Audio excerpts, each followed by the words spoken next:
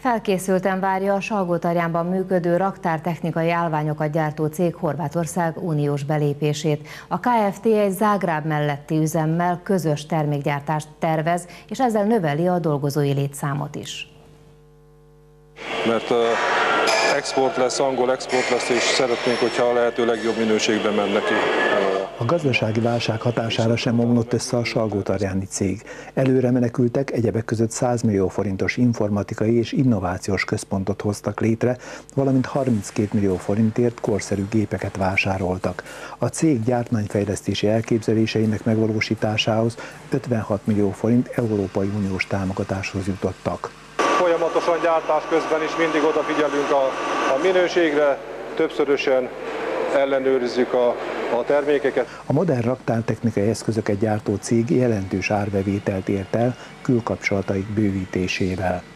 Jelenleg célul tűztük ki azt, hogy a korábbi évek csúcsát, az 1 milliárd 200 milliót elérjük a következő években, és ehhez is hozzájárulnak a külföldi kapcsolatok.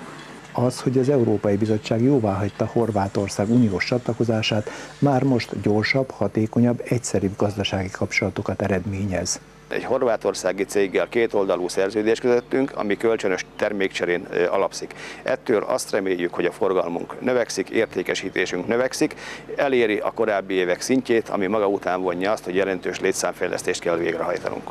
A termelés bővítése erőteljes munkahelyteremtést generál a salgótarjáni üzemben. A jelenlegi mintegy 60 dolgozó mellett újabb 30-40 fő alkalmazását teszi lehetővé. Napelemgyártó cég kezdte meg működését